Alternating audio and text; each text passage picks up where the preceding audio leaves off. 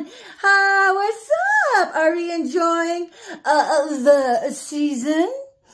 All right. Well, it is Patricia Ann Landon Regali coming at you from a private, undisclosed place somewhere in the great United States of America.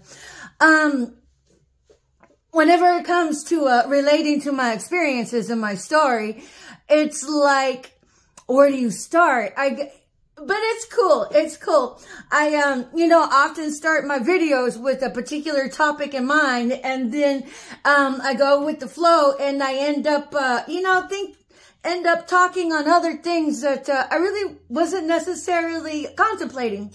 But at any rate, I'm going to stick to it this time. I wanted to talk to everybody about forgiveness.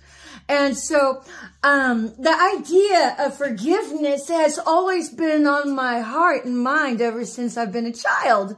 My mama would be like, to forgive, and she always taught me to forgive my enemies and everybody. And so, as I had to really just, as a child, if I said something, I completely meant it. So I battled that within myself. And it wasn't like, okay, let me just check a social etiquette, and just say it to get it done with. No, my heart was completely in alignment with my tongue. And so, as I grew older and, man, I really wrestled with the ideology of forgiveness. And whenever I had gotten the confirmation that my ex-husband and my ex-friend I had adopted as a sister, and even encouraged my children to call her aunt, that was Dawn Snake Renee Barber. And so the thing about those two was that whenever I'll summarize, okay?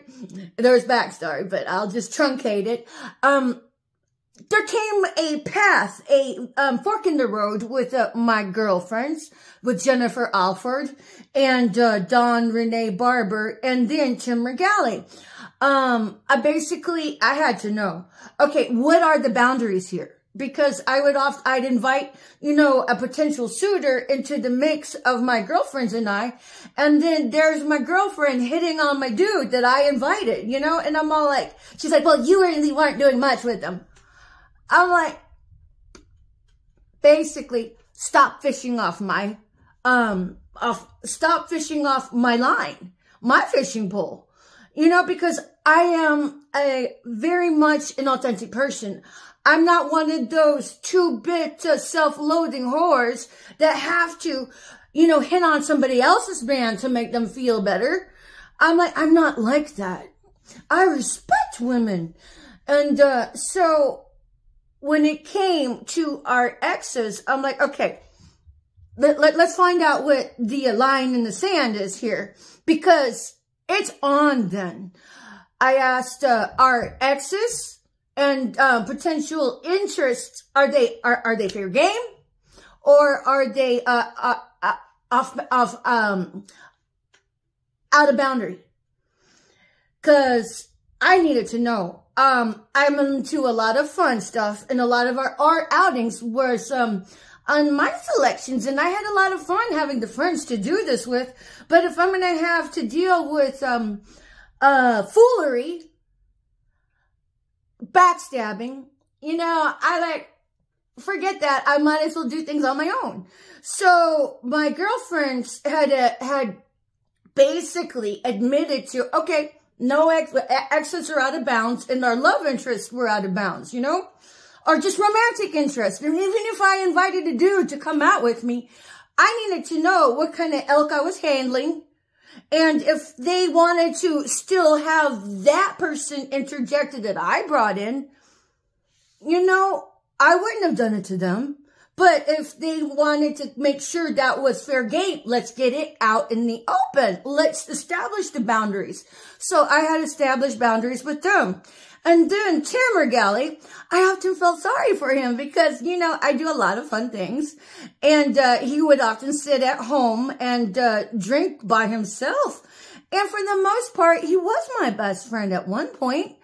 And I had to know, okay, I bring you in to my circle.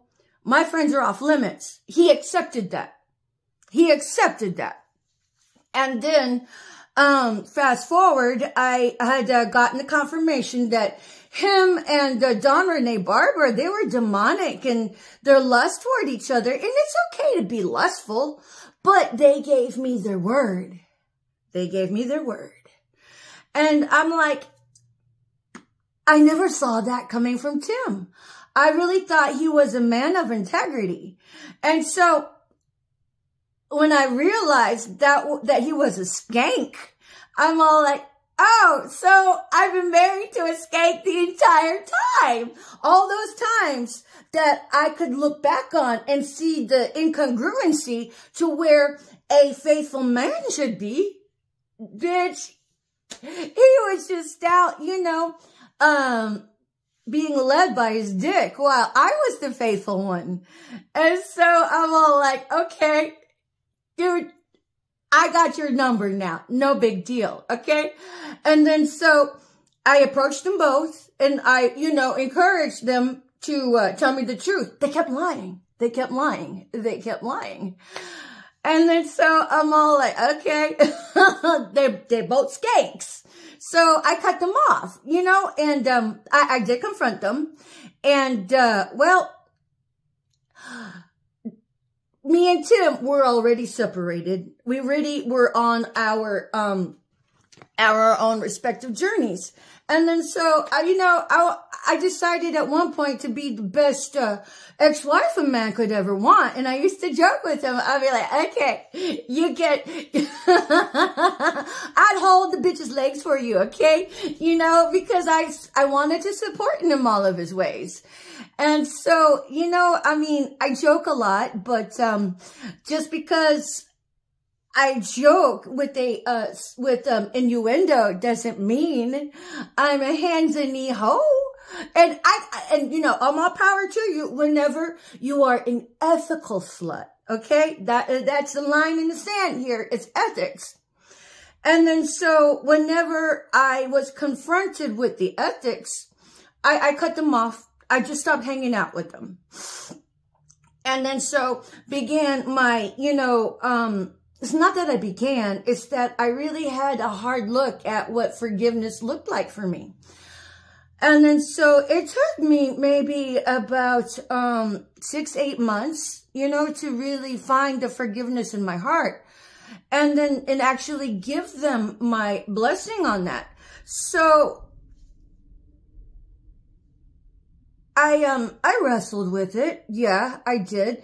And then I wrestled with, okay, now that you forgive them, can you pray prosperity upon them? You know? And so, you know what helped me was whenever I heard that, whenever you, pray for the enemy, it's like pouring hot coals on them. You know, but here's the deal. It has to be from the heart. Oh, it has a lot of inspiration for me. But this is how it came for me. The outcome was that whenever we forgive, it's like they say that, you know, forgiveness is for the person no more than for yourself. Heartfully, I agree. Now, whenever somebody asks you forgiveness, what you are offering is grace. So this is how I come to translate that.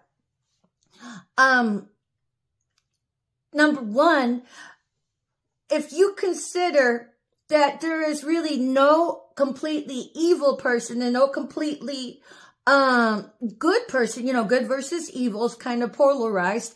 And then if you consider our existence as a path, And that pathway, some of us are more evolved, some of us are still growing, okay? And you can consider this in categories, healed and unhealed, or in my new terminology that I'm learning from many wonderful and mystic, seer, prophetess, and prophet on YouTube, it's categorized as karmic and I guess unkarmic. Karmics are tender toward the fact that these are your unhealed populace that act out of a base emotion. You know, the ones that we might consider the evil doers. So I really identify with the scripture that says, we wrestle not with flesh, but with principalities, which means that, you know, a lot of us harbor the light when we serve, but then we can also be given to, you know, demonic infestations. And you don't even have to believe in demons. You can just take a look at it as a vibratory frequency of discarnate energy. You know, discarnate mean bodiless energy. And then so also to hate the sin and love the sinner. And so what I come to realize is that whenever you forgive somebody, what you're saying is, I no longer hold and harbor any anger. I let go of the frustration. I let go of all of the ill intent, you know, and then by nature of default, where there is no energetic feelings, there's no energetic frequencies, there's no ties. You break the ties to the person. But when you're harboring the anger and the frustration, you're still tied to the person, place, or event. And then so by default, when you have these energetic ties, you cannot rise higher than the ties that you have to a person, place, or thing. You know, and then so when you let go of that, it's like saying, I no longer harbor any of that. Okay, and now, this is where I feel like I had the fallacy of forgiveness, and the fallacy of forgiveness would be permissiveness. So I think that as a general populace, we would do well to redefine the paradigm to, well, when I forgive you, I'm not holding any of the ties. Now, and then this is my biggest part of my road in Pathway to Forgiveness is like our good friend Pontius Pilate. If you don't know who Pontius Pilate is, he is a person of the Bible who the community was lynch mobbing Jesus and basically brought him up to him and said, yo, this guy, he's got to go. Let's crucify him. You know, it was a lynch mob. It was a witch hunt, just like the gang stalking. You have your gang stalkers who are lynching and targeting an individual with nothing more than slander, nothing more than lies. And then the targeting of the individual is straight up gang stalking, which is straight up demonic activity, which is the main staple in their ammo is slander, character assassination. You know, it's like judged by gossip. And then you have fool-ass bitches within the context of our judicial that have a treason circuit, which is the slandering machine and the sacrifice circuit. So whenever these gang stalkers who lynched Jesus Christ brought him up to, you know, the mayor of the time, you know, let's call him the mayor or the emperor. His name was Pontius Pilate. And then Pontius Pilate's wife was like, yo, I had a dream. You know, and, you know, basically tread with caution here.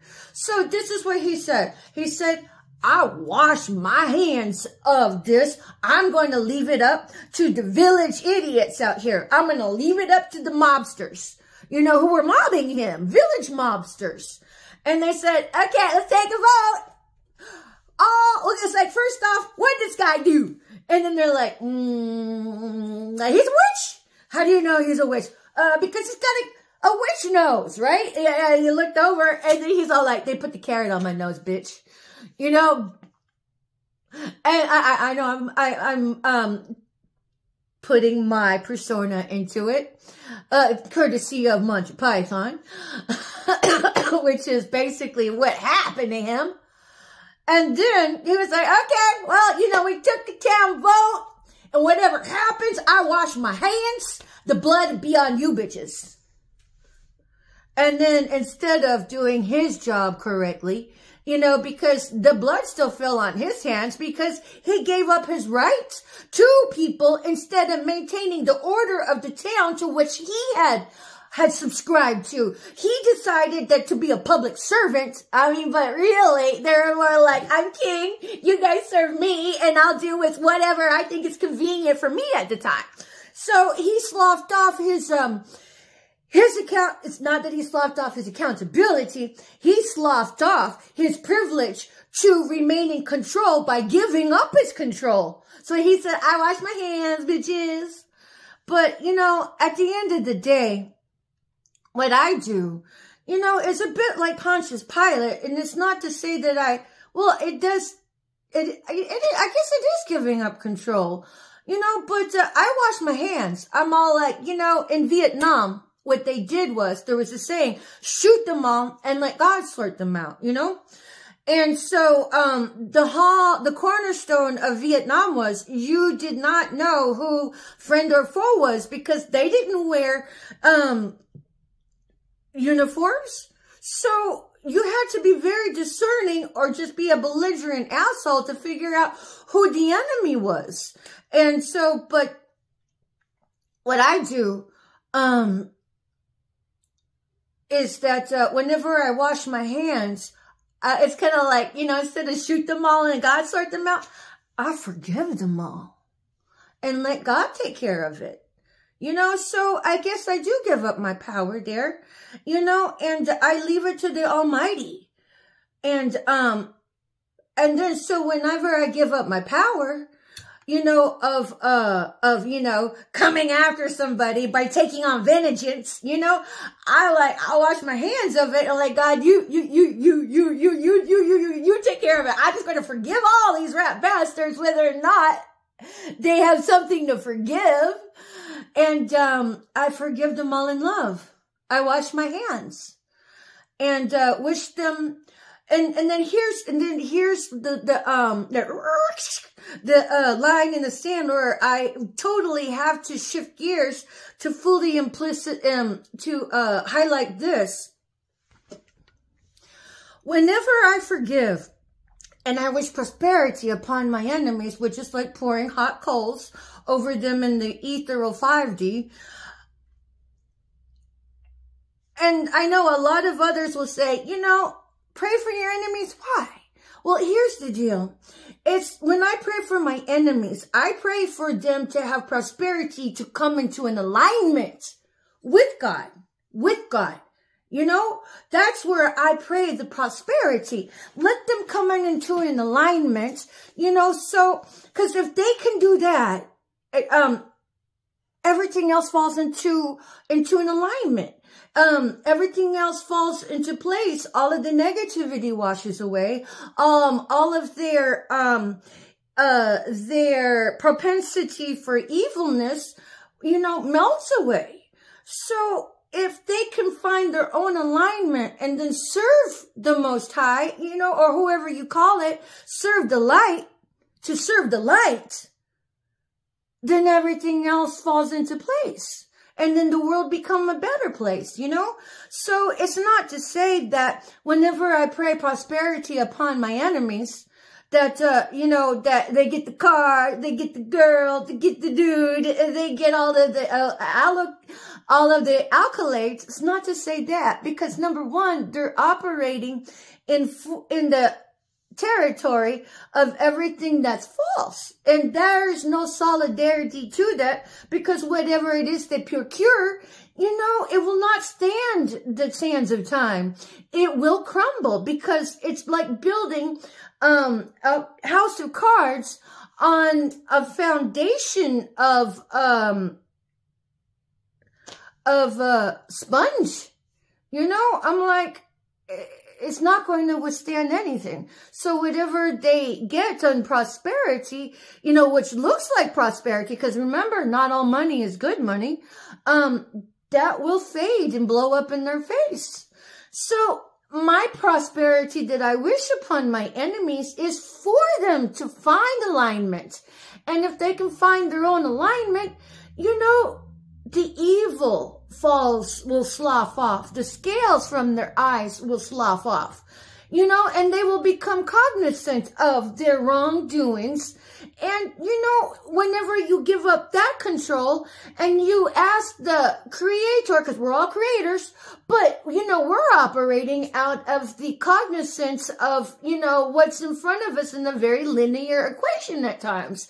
But, there still is a higher power. There still is God. God is on the throne. We are created in his image, yes, but it doesn't deny the fact that he exists. And then so, that's where, the power of prayer and forgiveness comes in. Because if you can find the forgiveness to, cut off the energetic ties, that serves you. But by nature of default, if they ask for forgiveness, that's offering them grace. But however, now here's the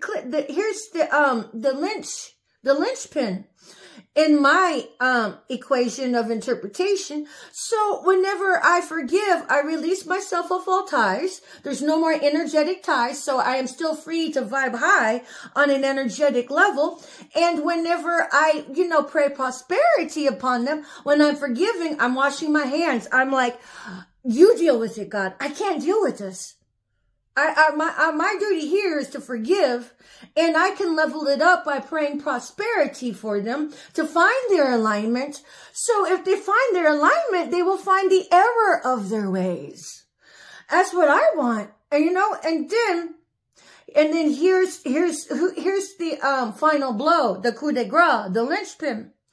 Is that you can forgive somebody and then promote full endorsement of karma in love, in love, in love. So it's not to say when you forgive, you're being permissive. It's to say, I want what's best for me. I want to vibe high here. And then, it's okay to maintain ownership for self, because this is self-care.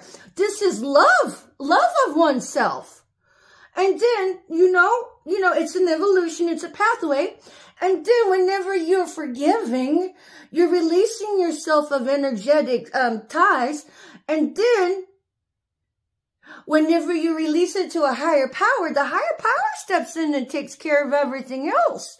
And then so when you pray prosperity for them to be in alignment so they can see the error of their ways, you're fighting a spiritual battle here. You're teaching your heart and everybody else around you that you want what's best for them as well, so they can see the error of their ways. Because if you push back with negativity, you're just going to add synergy to hate, to hate, to hate, to hate. But then whenever you release yourself and do that self-love and be like, I'm going to be over here, you go, I leave you to Abba.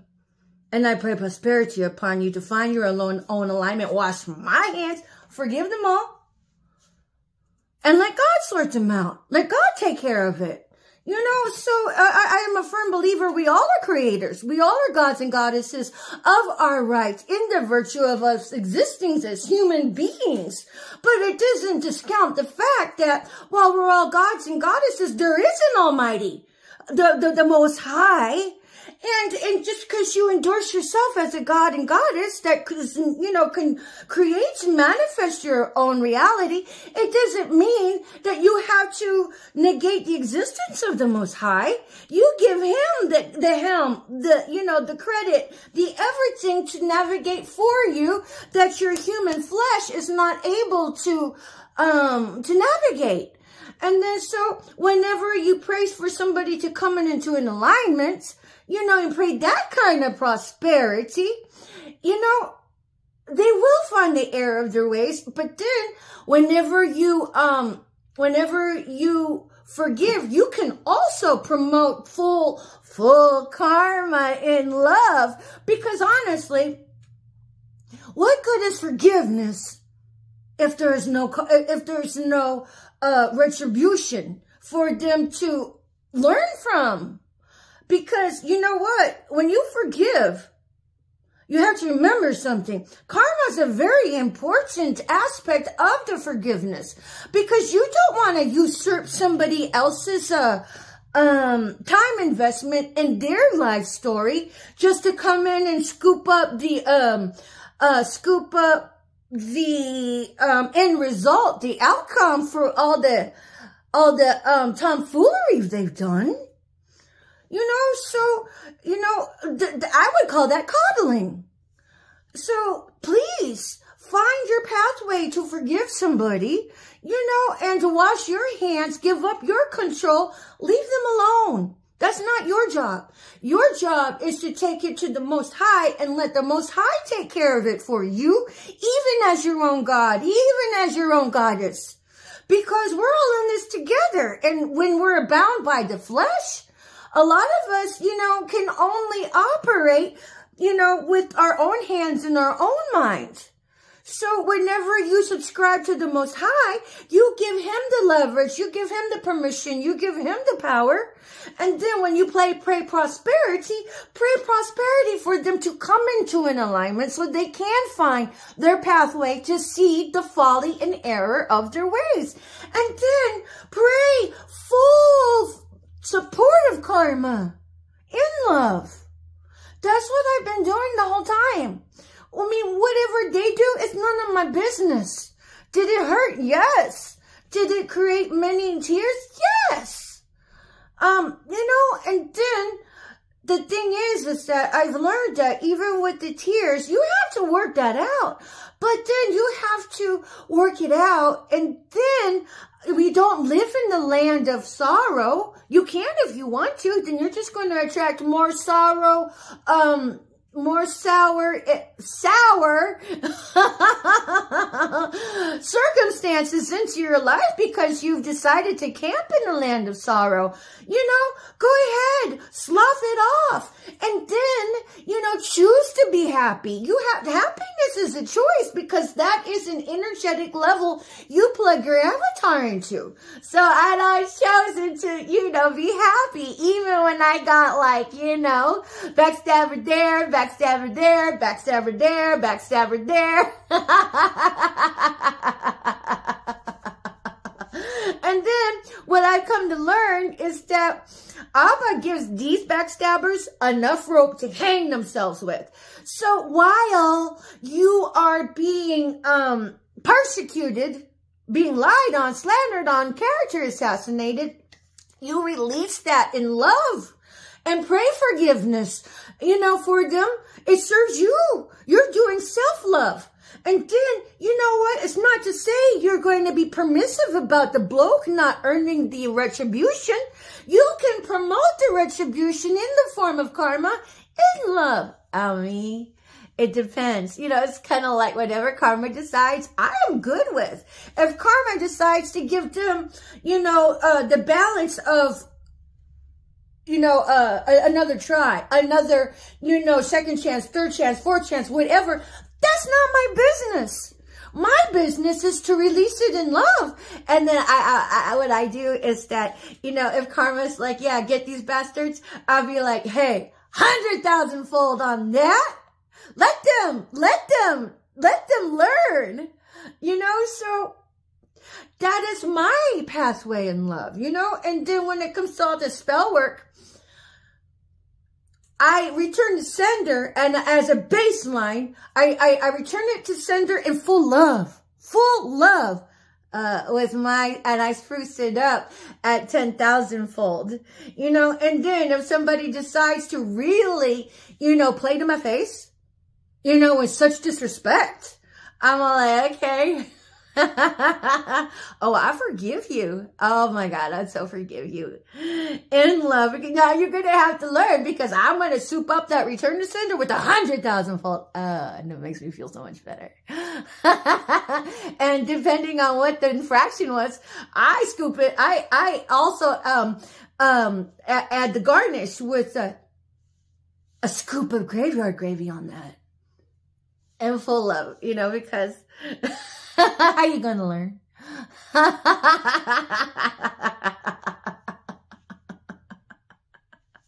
So, you know, Pavlov,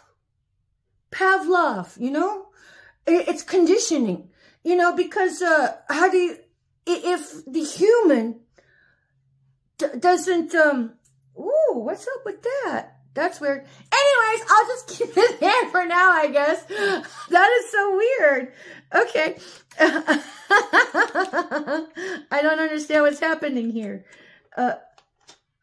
It's plugged in directly to a power source, not a battery source. Okay. But I'll say this about Pavlov. Pavlov is classical conditioning. And then so if it's kind of like training a child not to touch the hot stove.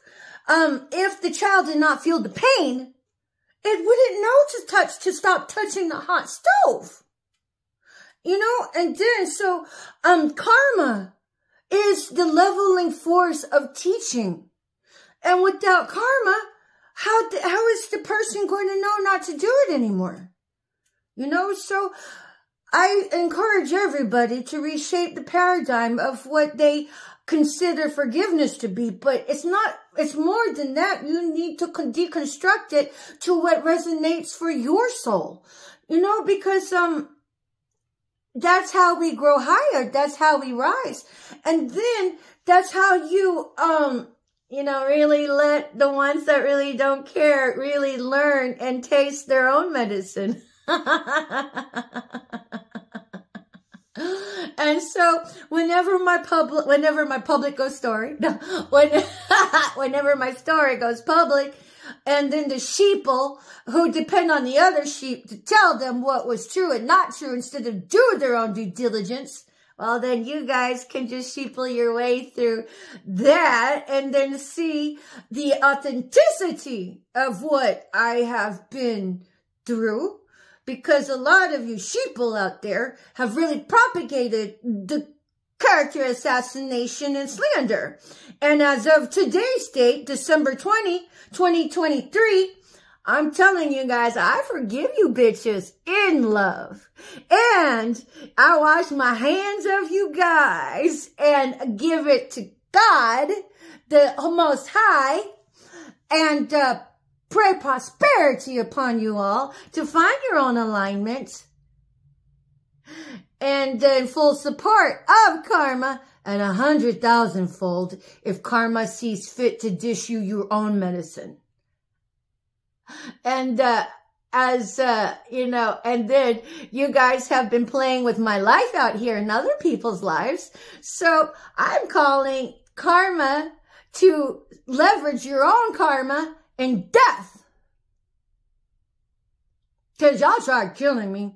And at this date, there has been no ethical, any public servant to come bridge the ambiguity of my story with some truth. So everybody who has had knowledge of my story and the facts and has seen and participated in all of the others and not even come right the wrongs and tell me, well, y'all are guilty. And I'm calling karma on you all in love, full support, and death, you know? So at any rate, I was railroaded out of a career. My life has been orchestrated. My truck had been vandalized. So I could get into an accident so those fuckers could create more havoc in my life. After character assassinating me And then you have all your judicial, all your king's horses, all your king's men who couldn't even come to me to put my life back together again. Let you witches enjoy stomaching all of the mayhem you have set out upon the public of the targeted individuals who are being targeted right now, and all of the ones who had succumbed to their own deaths. And everybody who is participating in the treason circuit, well, you know, you guys are part of the Auschwitz. I'm calling death on you in love and forgiveness. It's true, because you all have to be taught a lesson in what not to do. So, Patricia Ann Landon Regali coming at you from a private undisclosed place. Feel free to tip my cash app. I sure would love some toiletries, since nobody has come to replace my inheritance that Barbara Regali has stolen, and all the king's horses and all the king's men that put all my money back in together in their bank accounts instead of to the right win. So, you guys saw destruction. I hope you enjoy destruction at your dinner table. You sow mayhem and havoc. I hope you enjoyed that to line your Christmas tree, because that treason circuit needs to be dismantled and never put back together again. And for all of you politicians out there who have taken office, God forbid you have known about the treason circuit. Now, and if you haven't, you have 1 month to educate yourself. Go visit targetedjustice.com and do your objective data research from there. Follow the leads. Thank you, Mr. Richard Lighthouse, for spearheading all of the wonderful objective data. He's a targeted individual, along with his colleagues. Thank you for shaping the seat of our country, and giving us the tools and how to rise again. And so you have 1 month. And for the rest of you, death, death. And with what regards to my case, the longer nobody comes to visit me face to face, well, you all are guilty. You all are guilty. When you swim in the sewer, you're part of the sewer. And you know, it's okay. I forgive you. I release you to Abba, wash my hands of each of you, and promote full karma at 100,000-fold with 3 scoops of graveyard guard gravy as a start, and I take it from there. So I expect to be recompensated, and for my inheritance to make it into my hands and do something about Barbara Regali, Tim Regali, Paul Regali, Marcella Comiskey, Dawn Renee Barber. These are my alleged notations. Could be wrong. But, you know, how would I know? You guys haven't done shit to get the truth to me and bridge the ambiguity already. I mean, you all thought you could just, get rich off my demise? Off my detriment? I have children. And I've treated them well. And if you guys have poisoned them, well, that's up to you and that's on them. Because what fool ass is not going to do their own research and just let Joe Blow feed your head with somebody else's poison already? I mean, that's just incredibly incompetent. And what does that say about your mental status? Anyways, bye for now.